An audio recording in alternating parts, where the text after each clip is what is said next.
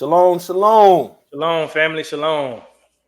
Men Finding Torah, Yeah. Hallelujah. episode 1.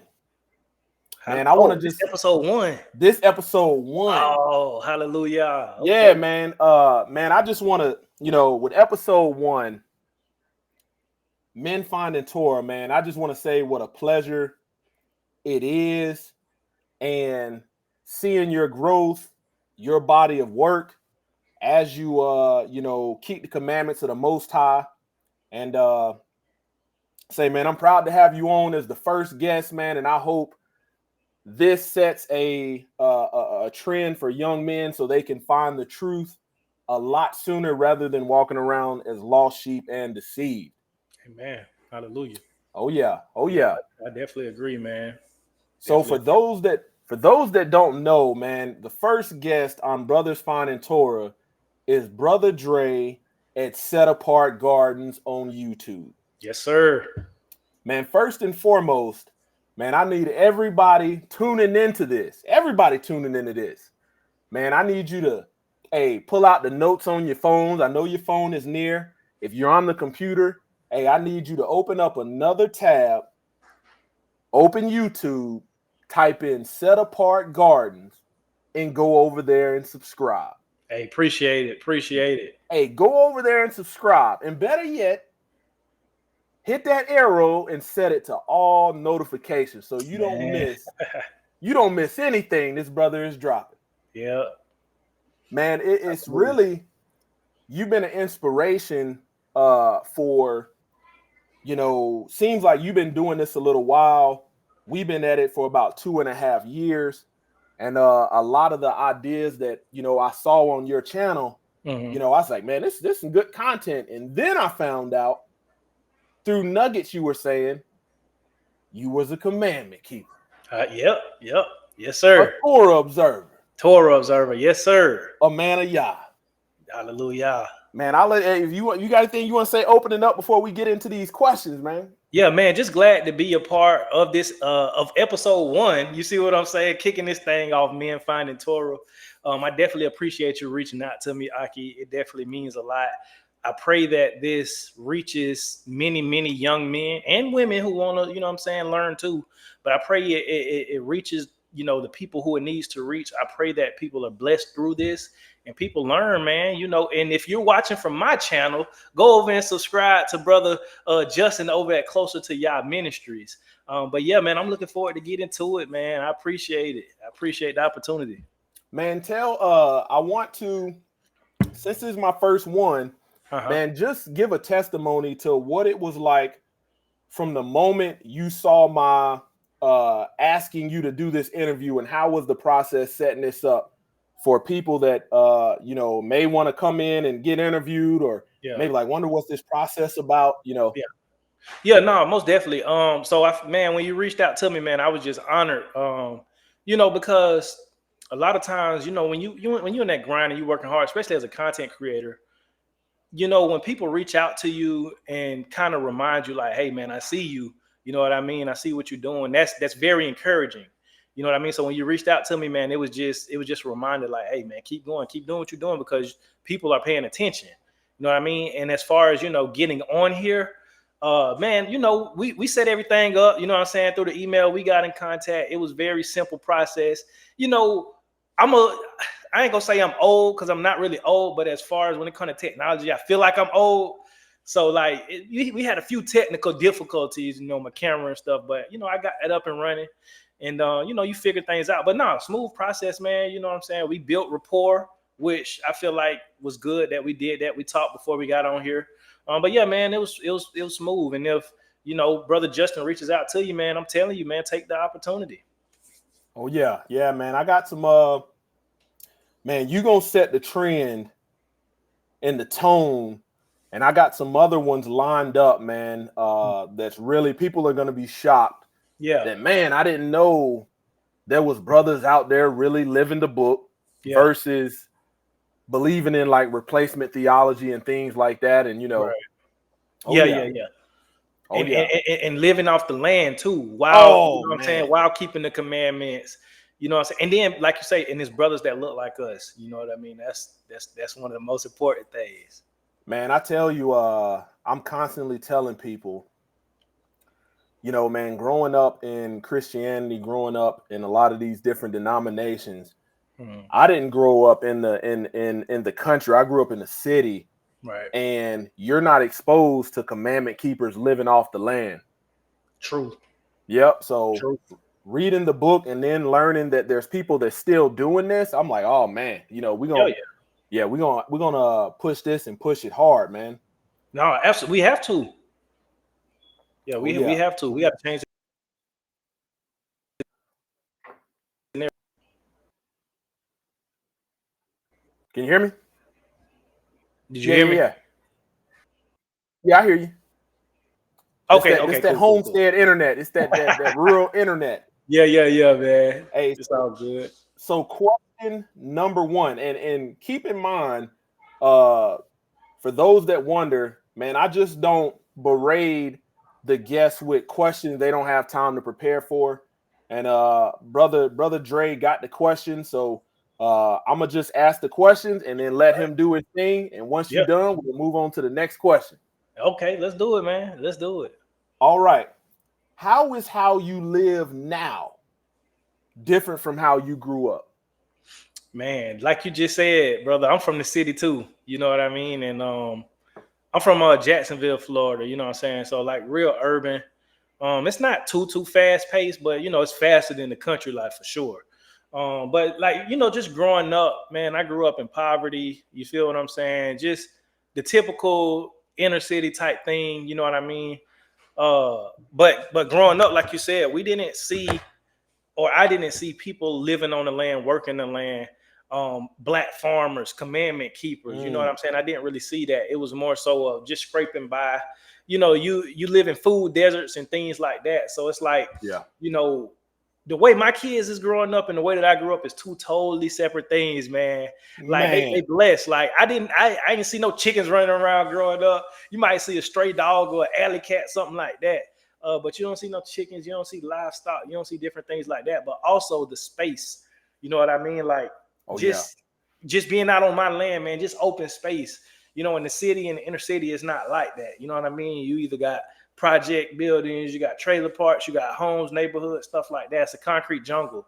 You know what I mean? So it's like it's a world of difference, man. It's a world of difference. And then living out here where I live at, I stay in rural Georgia, but it's not too rural. But you know, we got a town over from us, but you know, we still got to drive a little ways to do things. You know, in the city, everything is right there. You feel what I'm saying? So you know what I'm saying? Just differences like that, and just the mindset as well. Like growing up, especially when you grew up in poverty, you know, and you come from the inner city, you're not really thinking about, oh man, let me put the most healthiest food in my body. No, you think about how can I eat? You know what I'm saying? Like, oh yeah.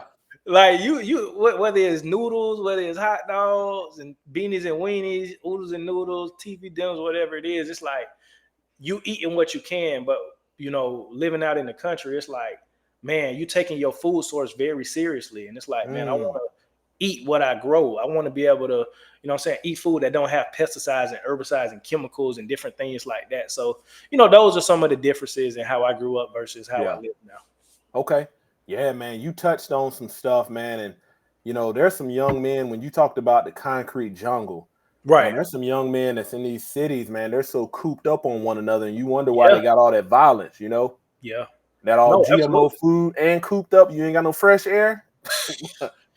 For real, man. No, you absolutely right. And then it's like, you know, they fighting over territories that's, you know, only so big. And yeah, like you said, they cooped up on top of each other. No space to breathe, no space to think. Oh yeah. You see what I'm saying? Yep. Yeah. Oh yeah. Yeah, man. Man, how would you see, just on that first question, you said, man, your children, man, they're blessed beyond belief. And how would you you know, the world may see how they're blessed in a different light, because they may think it's about material things, whereas you're showing them freedom and how to live off, you know, how to live off the land. Right. Yeah, man. And having skills, like, you know, the world, like you said, the world is going to see it differently. You know what I'm saying? People who are caught up in the world, they're gonna see it like, oh, them kids need to be in school socialized and they need this X, Y, and Z. But when you truly learn what life is really about, you're able to see it. You see what I'm saying? Like, Yep. when you just stuck on vanity and vain things, of course it's gonna look like, oh man, that's a boring lifestyle. Them kids gonna be, but it's like, no, not really, because the most important thing my kids are getting outside of the experience is the life skills. You feel what I'm saying? Yes. Like Yeah. like my grandmother, right? She grew up, in the 60s and 70s and stuff like that, and in the 50s. And she always talks about her dad, which was a country boy from Georgia. My great granddaddy, he was a country boy from Georgia. He always planted a garden. He always kept chickens, turkeys, livestock. You feel what I'm saying? My grandma grew up the way they grew up. They grew up eating fresh food. They grew up with chickens running around the yard. And she always talked about that growing up. You know what I mean? Like, she always talked about, just going over to the garden and picking out a tomato and just eating it right then and there, or seeing her mom wring a chicken neck and watch it run around and different things like that. So it's like, my grandma would tell me about that, and she values her childhood. And when my kids get grown and when they have kids, they're going to tell their kids the same thing. If they're not living that lifestyle, which they probably most likely will be living this lifestyle, but they'll be able to tell their children and their grandchildren the lifestyle that they had growing up. Oh yeah. Yeah, man. If you would have, asked me like 6-7 years ago, I would have thought this lifestyle was impossible. I would have been like, no, ain't nobody living like that other than the Amish. Other than the Amish, Yeah. Oh yeah. No, most definitely. Yeah. Like, it's definitely far-fetched, especially when you don't see it. Oh yeah. Yeah. All right. What question number 2? What religion, if you grew up in a religion or denomination, did you grow up in, and did it play a role in your awakening to truth or keep you in the dark about the truth? Yeah. So I grew up a Christian, Baptist / non-denominational. Fun fact, my dad is a pastor. You see what I'm saying? So kind of grew up in the church a little bit. And, I've always had a relationship with the Most High, and of course, back then when you were a Christian, you call him Jesus and stuff like that. Yep. But I've always had a relationship with the Most High. And it actually, so coming out of Christianity, or Christianity itself, it led me to the truth. You see what I'm saying? Because I've always had questions as far as about, okay, I always used to question everything. Like, okay, well, who are these people in the Bible? What are the descendants and, Jesus, or, well, that's what we called them back then. And I used to always question and ask my dad stuff and, just ask stuff. And it got to the point to where when I got, grown and out on my own, when I was in the military, I decided that I wanted to go to school. I wanted to go to college to study it because I had so many questions that people couldn't really answer. And so, when I got off active duty, I enrolled in Liberty University for biblical studies and theology. So I got my bachelor's in biblical studies and theology. So going through my bachelor's program, I recognize it's a process of indoctrination. They teach you, but this is the thing though. They teach you how to properly apply hermeneutics and rightly divide the word. However, they still throw their doctrine in on top of it. So it's like I was able to chew the meat and spit out the bones because I had the Holy Spirit. You see what I'm saying? I was able to chew the meat and spit out the bones. So I learned the principles and I applied it, and I read the Bible for myself and got the understanding, which led me into the truth. Man, look up the deity behind hermeneutics. Okay. Yeah. Yep, that's another one, because it's in opposition. If you're getting an understanding from the Ruach, and then there's this deity that's labeled as the idol of understanding, you'd be like, oh snap, Okay. All right, let me ask you that, because in this little not caveat, but this is just a question. Does it have anything to do with the influence of Hellenism?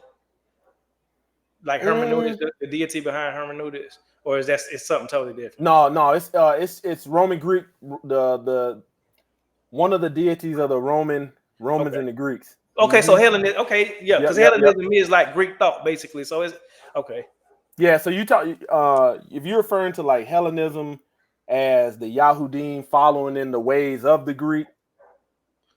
Not necessarily, just the Greek thought in general. You know Okay. what I'm saying? Yep. Yeah, Oh yeah, yeah. just the Greek thought in general. But yeah, I'm gonna look that up though. I'm gonna look that up. Okay.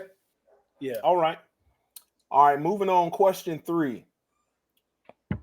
Why do you live the way you live, and how did Set Apart Gardens come about? Yeah, man. Why? That's one of the most important things, man. The why. I've always had farming in my blood. I've always had the desire to farm and live off the land. Growing up, you know what I'm saying, like nature and farming and stuff like that. It always just intrigued me. I actually used to raise chickens like when I was in high school. You know what I'm saying, like not for like consumption, nothing like that. It was just a hobby. You know what I'm saying. Yeah. So I've always kind of had that in my blood as far as wanting to live this type of lifestyle. And when you get older and when you start seeing the ways of life and how this country does things, and then the pollution in the food and the pollution in the air and just everything is unhealthy, it's like, man, I gotta like provide a better lifestyle for not only myself but my family. So that's the why. And also, land is one of the most valuable assets outside of time. They don't make more land. They Just don't like you make can't it. buy more time. So, Yep. buying land is always a valuable asset, having it because you can pass it down. You got space and you got freedom. So freedom is really why. Set Apart Gardens. So before we moved here to Southeast Georgia, we were living in Virginia. And we had bought our first home in Virginia, in What part of Virginia was you in? Richmond area. I was Oh stationed yeah. at Fort Lee. I was stationed Okay. at Fort I Lee. was in Eustis. Eustis, okay. I used Yeah, to go yeah, down to yeah. Eustis all the Yep. time. Oh yeah. I actually love the Portsmouth area, man. The Mm-hmm. 757. Shout out to the 757. Yep. Yeah, I used to be down there. Matter of fact, last year we was just down up there in Virginia. We went to the 757. So yeah. Oh But yeah. but yeah, we was in Richmond. So we bought our first home, suburban, cul-de-sac, all that. We had a nice sized backyard and everything. So we kept chickens and stuff like that. But we decided, man, it's time to move closer to home. But not only that, we need more land Oh because yeah. because of we wanted to homestead. And so like I was just bouncing ideas and different names for the actual homestead, what we gonna call it. My recommendation, we was gonna call it Black Soil Homestead. But my wife was like, what about Set Apart Gardens? I was like, oh yeah, I love that. That's what we're gonna go with, Set Apart Gardens. Oh So yeah. that's how Set Apart Gardens came to be, because we was just coming into the truth at that time. And just being set apart, being Kodesh, we were Yep. big into that. And so she was like, well, let's just name it Set Apart Garden since we set apart. So yeah, that's how that came about. Man, how long have you been walking in truth, and how long has Set Apart Gardens been a thing? Yeah, walking in truth. What is it? 2025. So I first came into the awakening of who I was and just the truth and keeping commandments back in 2019. Man. Yeah, right during the pandemic, COVID-19. That's when I started coming into the truth and who I am in that awakening. So Man, 2019. that's around, man, when I found out your age, and you can disclose that if you want, but when I Yeah, found I'm out 30. Yeah. when I found out how the brother age, I was like, man, that should be inspiring. Yeah. Because 2019 is around the same time I came into it. Wow. But I was in Afghanistan, and I remember them Chinooks getting lays, man. And I was like, man, if you get me off of these mountains, man, I'm gonna turn it around. Yeah. And never look back, man. Yeah, man. No, most definitely. Wow. It's not a coincidence. A lot of people started waking up in 2019. Oh yeah. A lot of people. But Set Apart Gardens has been a thing since 2021. Okay. So 4 years in over here. A little bit over 4 years. Man, was there anybody on the same question? Was there anybody that kind of like you, that pretty much you heard speaking the truth, and you was like, that's different, and kind of challenged your way of thinking? Yeah, few people. Okay. Truth unedited. Man, I ain't gonna lie. I can go down the list of people who I listen to, but to keep it simple as far as who really kind of helped me wake up, Truth Unedited, of course, Pastor Stephen Darby. Whoo! Oh yeah. I still listen to Pastor Stephen Darby to this day. He'll give you a good laugh too. But Pastor Stephen Darby, Teo Ministries, Dante Fortson, and I forget the brother's name. He recently converted to something else though, but he had that one video talking about, the true Israelites and how we still in the covenant, and how, you know what I'm saying, we've been fed lies. Yeah. He was a bald head gentleman. He had glasses. Bald head with glasses. I can't think of that brother's name for nothing. Oh yeah. But he recently, like, you know, came back online and stuff, because he had disappeared for a while, but he came back online and he followed something else now. But anywho, like, that was one of the first videos I saw that really, like, got my gears going. Who else? Pastor Omar Tebow. That's another one. What's their name? I can't even think of their name, but I know they have a channel called Redirecting something. Yeah, you know what I'm talking about? Yep. Yeah, huh? I know what you're talking about. Oh, you know, okay.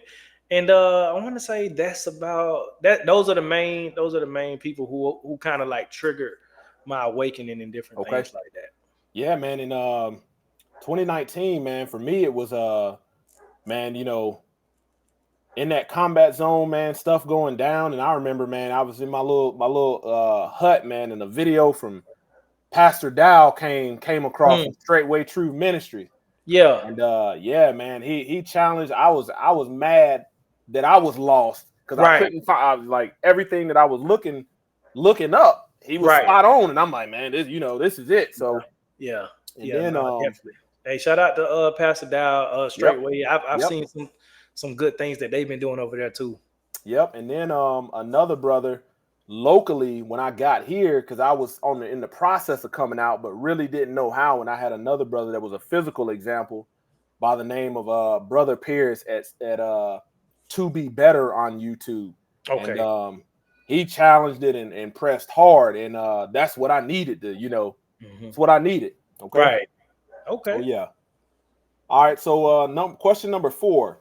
Yeah. How do you think your military background played a role in the work ethic you have to live the lifestyle you live now? Man, attention to detail. Attention to detail. You don't pay attention to detail in the military and war, you get killed. So it's the same thing. You know, I that's one of the main things that I apply, you know what I'm saying, in living this lifestyle. What else? I would say discipline, of course. Discipline. But I would say those are the main two: attention to detail and discipline is really values and integrity. Integrity, that's a big one. You know what I'm saying? You know, you got the warrior ethos. You know what I mean? So yeah, integrity, definitely. That's one of those ones. Like, everything I do on my homestead, on my farm, man, if, you know, I try to be integrous with everything. If I'm selling things and just things that I'm doing, you know what I'm saying, breeding animals, whatever, everything, I try to have integrity in doing it. You know what I'm saying? Do the right thing even when no one's looking. Oh yeah. Yep. Okay. Right. Hey, number 5. How important is following Torah for men that desire to have biblical families? Oh man, order is very important. If you want a biblical family with order, you have to be in order yourself, which is keeping the commandments. Yep. Which is following Torah. You see what I'm saying? Like, how could you expect, you know what I'm saying, proper submission from your wife, from your helpmeet, if you're not properly submitted to the Most High in His laws and His word? You see what I'm saying? So it's crucial. You see what I'm saying? It's like faith without works. It's dead. You need faith and works. So you need, if you want to have that family structure and be a proper priest over your home, you need Torah. You need to be obedient. Oh yeah. Yep. Yeah. Yeah. What would you say in line to that question for men that are struggling getting their home in order, you know, far as righteousness, the structure of the family? You know, what direction would you point them in, or what was something that kind of helped you understand headship and authority? Right. Getting in order, headship and authority. I would say first and foremost, we all, you know what I'm saying, have to go and have our own time with the Most High. Spend time with the Most High and in His word. You see what I'm saying? To know what His word actually saying, because when it comes to being the proper leader and the proper head, it's not just about commanding and giving rules and being like a boss or a dictator. Yep. It's about having the right heart. You see what I'm saying? That's why I love the teachings of Mashiach, because he teaches the heart of Torah. You see what I'm saying? Yep. Because it's not just about keeping the letter, like, oh, don't do this. Don't. No, it's about the heart you should have when doing it. So if you want to be the proper head, if you want to be the proper leader and have proper order, you need to have the right heart posture so you can lead correctly. Oh, yeah. So it's second nature for your wife to follow you. It's second nature for your children to follow you. But you have to do that work internally first by spending time with the Most High, asking him to circumcise your heart. That may look like fasting, a season of fasting and prayer where you're humbly submitting yourself before the Most High, because when you fast, you're humbling yourself before him. You know what I'm saying? And when you're humbling yourself before him, he's able to impart things inside of you, you know what I mean, to make you better and to circumcise your heart in that time. So you need to like Mashiach did when he drew away and he went and he fasted 40 days and 40 nights. See what I'm saying? He would always draw away from the crowd and he will go and spend time with the Father. So that's what you need to do. Go and spend time with the Father so he can tune your heart to the right posture and you can lead how you're supposed to. Spot on, man. Spot on. I think that's the reason why a lot of men struggle in marriage, because they don't understand the concept of biblical marriage, but they only know what Western culture has taught them. True. And your wife, your Ashai, can't see Mashiach in you. Right. Yep. Man, oh, yeah. You just hit something. A lot of our views as Americans is based off of culture, over the Bible, over what Torah says, over what the word says. Because this is the thing, like a lot of people, like when you could just quote the Bible and people will call you evil and this, that, and the third. Oh, but it's Holy like roller. This is literally what the Bible, and you claiming to be a Christian, like for instance, and I don't want to be too, problematic or bring up issues that are problematic, but like for instance, with women that preach, you see what I'm saying? In Paul's epistles, he says that a woman shouldn't get up and teach. But if I say that now, I'm misogynistic. You know what I mean? Hey. Just by quoting the Bible. But why is that? It's because Western values supersede what the word says. You see what I'm saying? Boy. Hey, spot on, man. And look, I ain't trying to pick on nobody. I would just bring that up as an example.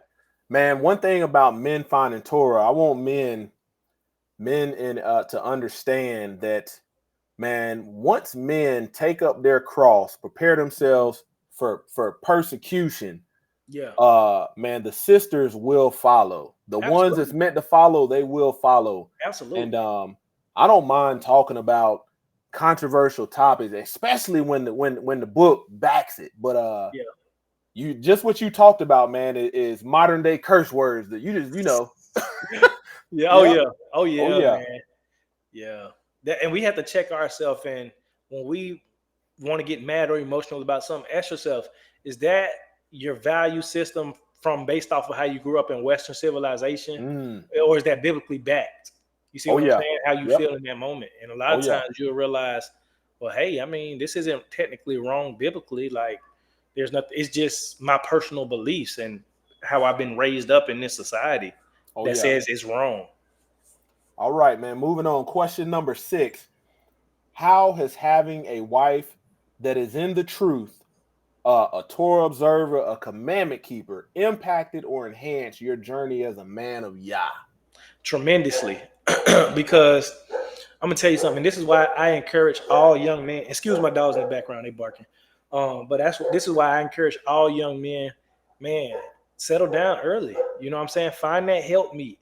Find your rib. You see what I'm saying? Find your wife, because when the man finds a wife, he finds a good thing. Oh, yeah. Man, one thing about my wife, and a good wife, she gonna pray for you even when you're not praying for yourself like you should.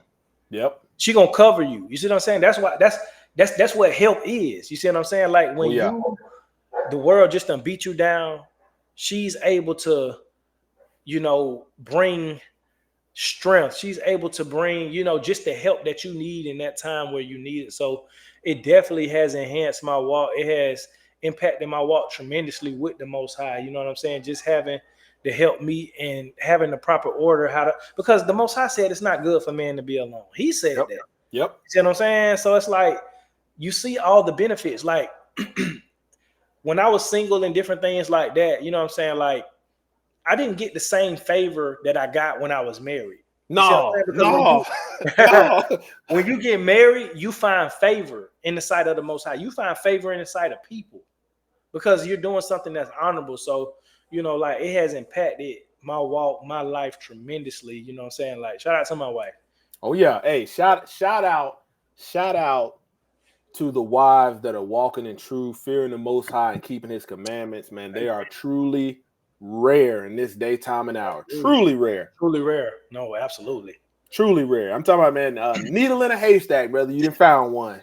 That's why when you find a wife, you find a good thing. Oh yeah. Because see, every woman is not a wife, just like every man ain't a husband. Yep. So, especially in this society, you got a lot of harlots and whoremongers running around. Man. All right.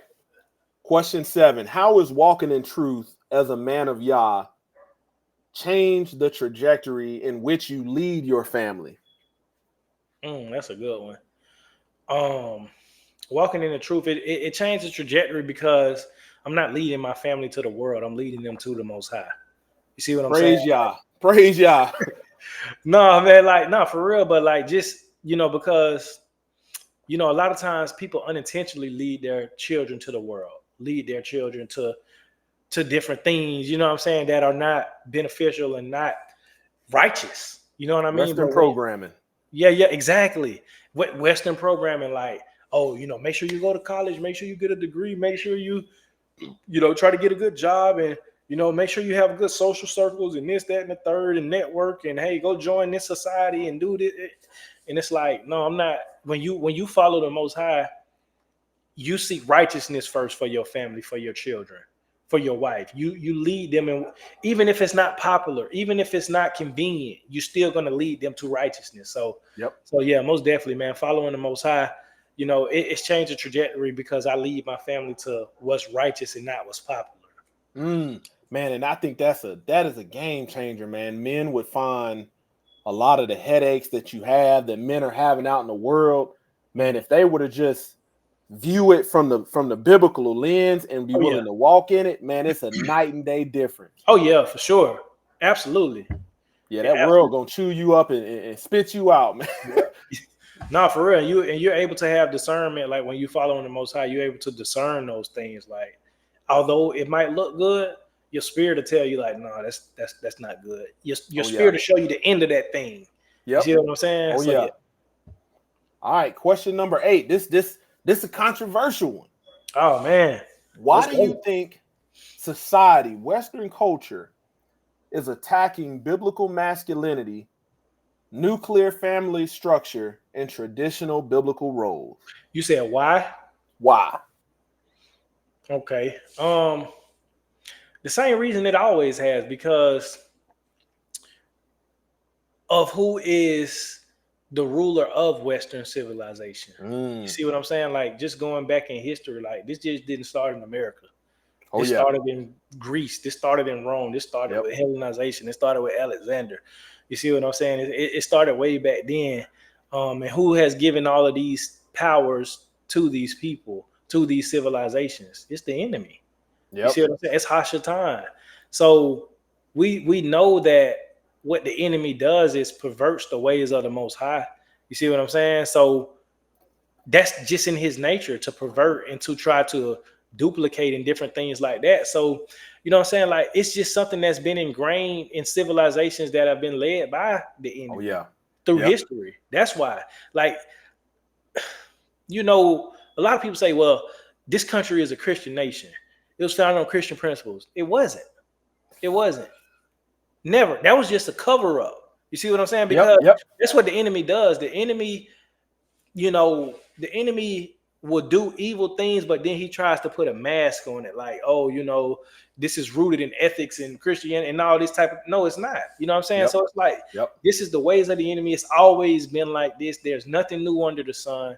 The enemy knows that he has to do these things to lead as many people astray as possible, to get as many people lost, so he can have a lot of people going with him on that day of judgment.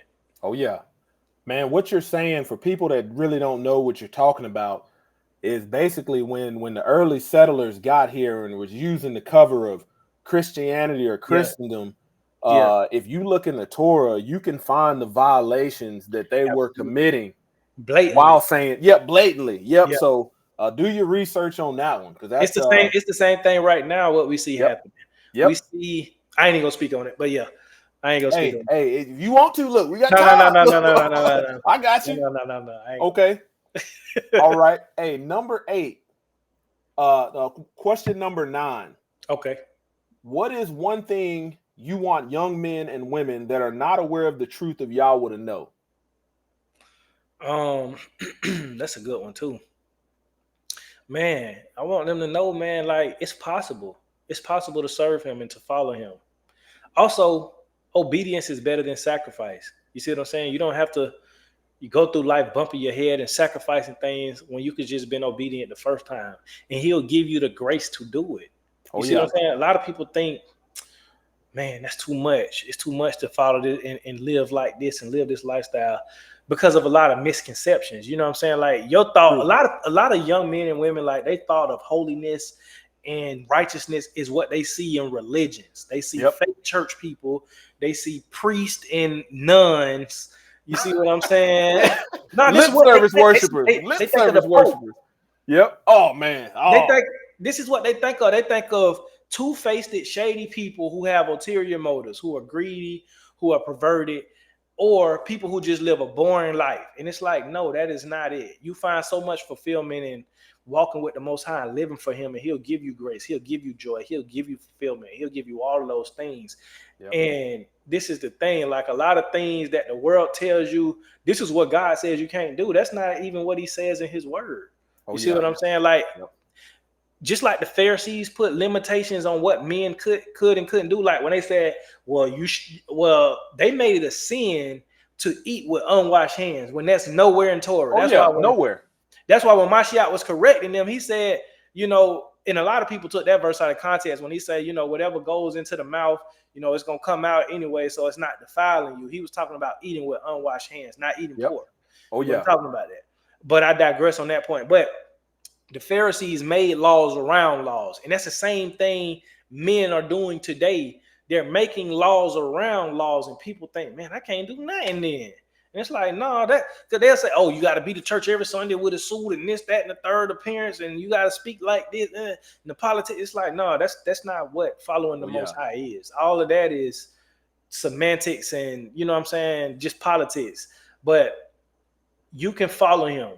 You can follow him and live a fulfilled life. Live a life that is lacking in nothing. He'll make you perfect. Man, I tell you, when I was lost, but in Christianity, the type of your understanding of what fun was in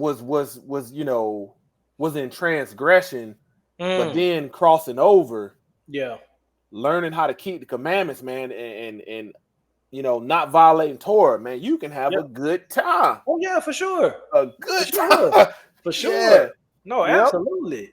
Oh yeah. Absolutely. Like, because the Christian tell you, well, in the Christian way, in Christianity, the religion has taught us, especially the whitewashed version we know, it has taught us, turn the other cheek, and you know what I'm saying? Like, somebody hit you, pray for your enemies, and it's like a lot of that stuff is taken out of context. Yep. Because it's like when he's talking about turning the other cheek, it's talking about, and he was literally quoting from the law. Like if your brother has something against you and he smites you or hit you on your face, you give him the other cheek. Because why? Because you're in violation of something. Obviously, if he bid you to go 1 mile, then go 2. If he said, so that's what he's talking about. But the religion has taught us, no, that means, if, somebody, try to harm you or try to harm your family, they turn the other cheek. No, that's not what he's saying. But that's what people have been fed. But it's like, no, when you follow the commandments, you learn to live truly righteous. And like you said, you can have a good time. Yeah. A real good time. Man, I'm gonna ask you a question that's pertaining to number 9. Okay. Man, how do you think, because in Christianity, you never really learn to study the Bible. You're only reading and giving your own opinion. But how important would you say etymology or lexicon or concordance is for young men and women that want to grab hold to that truth early on? Man, that's such a good. That's such a good question, man. It is so important. The Bible was not written in English. The word was not written in English. The names of the disciples were not Peter, James, John, Mark. It was Kepha, it was Matthew, it was Yohanan, or Yohanan, depending on how you want to say it. But you know, it is crucial because people will say, well, say it right here in the Bible. But then I say, like if I'm debating somebody, they'll say, well, see, it says it right here in the Bible. And I said, no, that's not actually what it says. Yeah. See what I'm saying? Like, for instance, when the Apostle Paul says there's neither Jew nor Greek, you know what I'm saying? A lot of people interpret that as there's neither Jew nor Gentile. No, he was talking to us specifically. When he says there's neither Jew nor Greek, it's a reason why he said Greek. Because that word means something. Hellene. What is a Hellene? Yep. It's a Hellenized Israelite. Yep.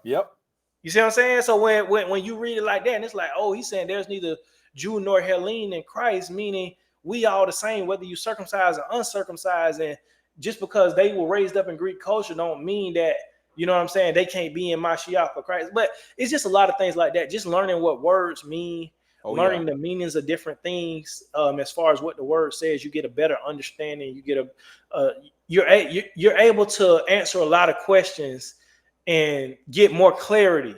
You see what I'm saying, on the word of the Most High. But it's important as young men, young women, go get yourself a Strong's Concordance. I got one. I got a physical copy, and I keep it up on the computer. Like, I teach. You see what I'm saying? Okay. So I teach, Torah and different things like that. And I have a series where I talk about the Apostle Paul and his writings, because what does the Apostle Peter tell us? He tells us, be careful when you're reading Paul's epistles because they're hard to be understood. Yep. And those people who are unlearned, they twist his words to their own destruction.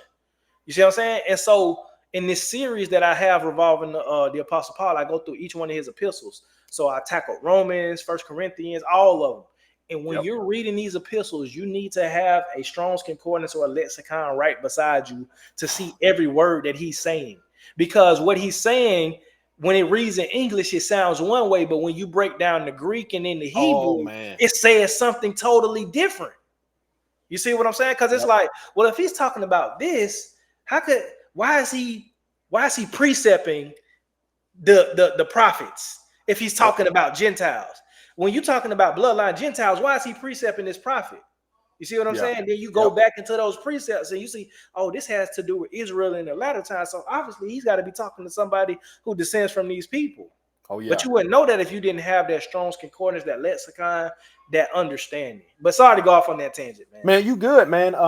So, man, this Shabbat coming up, man, I'm doing a teaching, and it's titled, "Is Not Keeping the Seventh Day Sabbath a Sin?" And I'm coming from all angles because people like to use Paul, let nobody judge you. And you look behind that word Sabbath, it's the seventh day. And that don't apply to you if you ain't keeping it. Bro, no, that what you just quoted from Paul, that right there, it's actually the total opposite when you do the etymology. He's saying the total opposite. He's telling, what is that? Is that Colossians? Hold on. I think that's Colossians, if I'm not mistaken. It's either Colossians or Galatians. It's one of those two. But I want to say Colossians. Hold on. Yep, Colossians 2:16. Colossians. Paul is actually saying the total opposite. He's telling the believers at Colossae, don't let the pagans outside judge you, because why would he say new moons and feasts? And Sabbaths. He's saying don't let them judge you for turning back and keeping that's what he's talking about. Because people say, he's saying you can't judge me for holidays and eat and drink. He first off is not talking about holidays, it's talking about holy days. That point back to Leviticus 23. That's what Paul is talking about. So what they think he's saying, he's actually saying the total opposite. Complete opposite. Oh yeah, man. Coming at that thing from all different angles. Oh man, that's gonna be a good one, man. That's gonna be a good one. Yeah. Hey, last question, man. Last question, and then I'll let you make closing comments. Number 10. Man, what do you think? How significant do you think family-owned businesses in the last days, ran by commandment keepers are, in order to gain freedom from the system and to be separated from this world that wants to lord over you. Man, it's very important, man. Family-owned business, small businesses, especially led by commandment keepers and ran by commandment keepers, it's so important. Like you just, for that very reason you just said, because of power. Um, we see what's going on right now in our country, where you got the super rich buying up all the farmland and monopolizing different. Nothing good comes when things when essentials get monopolized and different things like that, because now you're at the mercy of whoever is on top of that monopoly. So it's important to break free from these systems and actually, like you said, run these businesses, because not only are you providing goods and services, and you're getting freedom and you're getting monetary gain that's not tied to anybody else, that can lord over you, but you also can provide jobs for your children, for people in the community. You see what I'm saying? And it's just a lot of benefits to that. And specifically with those who are in the truth and are commandment keepers. When you run, when you have your business and you run your business, you run it in a way that is pleasing to the Most High. You see what I'm saying? Timeline. So it's not about greed. It's not about trying to make profit over people. You know what I'm saying? You're acting ethical as far as in the guidelines of Torah. So if you see somebody that's needy, you're not saying, oh man, that's going to cut into the bottom line. Or, the brother or sister, you know what I'm saying? You catch them stealing, but then you find out, man, their situation messed up. You're not calling the police because you're not thinking about the monetary gain. You're thinking about, how can I make this person's life better? So it's just, it's very important, man, in these last days to definitely get our independence. And I just walked away from my job this year. You know what I'm saying? I don't know if your audience know that, but I spoke about that. Go check that testimony out. Yeah, man. Go check that video out. I walked away from my job. I was working for the federal government, man. My whole adult life, I've been in the government. You know what I'm saying? Whether I was in the military, active duty, whether I was working as a contractor, or whether I was working as a federal employee, I've worked for the government. And walking away now, I see the freedom, because I'm no longer bound by, you know what I'm saying, not only the paycheck, but the entity itself. And now I'm going into business for myself. My wife already been on her business, but I'm going into entrepreneurship. I'm going into business ownership, and I find so much freedom, even though I'm in uncharted territory. You see what I'm saying? Yep. I'm still figuring things out. I'm still getting established. However, I have not felt this free in a long time. You know what I'm saying? Like, look, I'm growing my hair out. You know what I'm saying? Like, because I'm able to do that now. You know what I mean? Got the beard growing. I'm able to do that now. Definitely the freedom that comes with it, man. It's all a blessing. But yeah, definitely small businesses led by commandment keepers is a necessity in these times, man, because you don't want to be tied to anything where people can just snatch away your very livelihood just like that, because you said something that they don't like.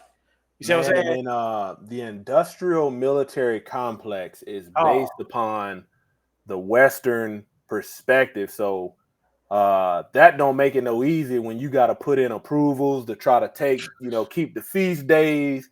But when you got your own thing, man, you can shut it down and say, hey, we good, nobody can lord over you. For real. No, absolutely, man. That just having that peace of mind and having that freedom to do that is so underrated, bro.